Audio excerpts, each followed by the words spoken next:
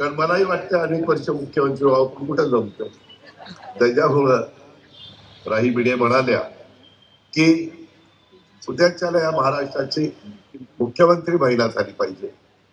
आपल्याला सगळ्यांनाच तसं वाटत असतं, परंतु शेवटी तो योग पण जुळून यावा लागतो.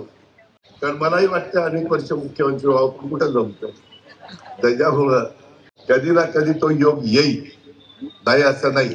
जसं ममता बॅनर्जी तिथं झाल्या, जयललितांनी स्वतःच्या ताकदीवर तामिळनाडूमध्ये अनेकदा राज्य त्यांनी मिळवलेलं आपण सगळ्यांनी बघितलं. त्यांच्यावर तर एक चित्रपट पण निघाला की कशा प्रकारे त्यांना त्रास सहन करावा लागला, परंतु त्याच्यातनं मात करून त्यांनी तिथं स्वतःच अम्मा या नावाने त्या फार लोकप्रिय झालेल्या त्या काळाच्या नियतीच्या पुढं त्या जास्त काळ आपल्यामध्ये राहू शकल्या नाही, त्या लवकर आपल्याला सोडून गेल्या. परंतु अशा कितीतरी महिलांची नावं हे आपल्या देशामध्ये वेगवेगळ्या राज्यात मुख्यमंत्री झालेली त्या ठिकाणी घेता येतील.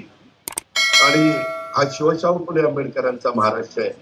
इथंही ते होईल, कारण हा पुण्यश्लोक अहिल्यादेवी होळकरांचा, सावित्रीबाई फुल्यांचा, राजमाता जिजाऊंचा, रमाई मातांचा, अशा पद्धतीचा, ताराराणीचा, अशा अनेक महिला या महाराष्ट्राला मिळालेल्या आहेत आणि त्यांचं कर्तृत्व आमच्या महाराष्ट्राने बघितलेले, आमच्या महिलांनी बघितलेले आहे.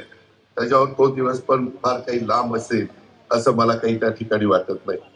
राज्यामध्ये अनेक पक्ष होऊन गेले, अनेक वेळा वैचारिक मतभेद आमचे झाले, परंतु मनभेद होता कामा नये.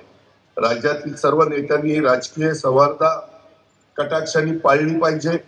अनेक नेत्यांच्या मध्ये राजकारणाच्या पलीकडे जाऊन मैत्रीची उदाहरणं या महाराष्ट्राने पाहिलेली आहे आणि त्याच परंपरेनुसार महाराष्ट्राच्या विकासामध्ये, राज्याच्या जडणघडणीमध्ये ज्यांनी अतिशय मोलाचं अशा प्रकारचं योगदान दिलेलं आहे, त्या आतापर्यंतच्या महाराष्ट्रातल्या सर्व आजी माजी मुख्यमंत्र्यांचा गौरव पण आपण मला वाटतं उद्याच्याच दिवशी करणार आहोत.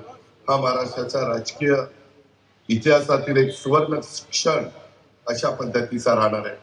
गौरवशाली महाराष्ट्र, आज आपण महाराष्ट्राच्या वेगवेगळ्या क्षेत्रात कर्तृत्व गाजवणाऱ्या महिलांचा गौरव करत आहोत. महिलांनी आज पुरुषांच्या बरोबरीनं शिक्षण, क्रीडा, उद्योग, राजकारण अशा सर्व क्षेत्रामध्ये त्या ठिकाणी यश मिळवलेलं आहे. आपल्या महाराष्ट्राने नेहमीच महिलांचा सन्मानची वागणूक देण्याचा प्रयत्न केलेला आहे आणि राष्ट्रवादी काँग्रेस पक्ष देखील हाच वारसा पुढे नेण्याचं काम करतोय.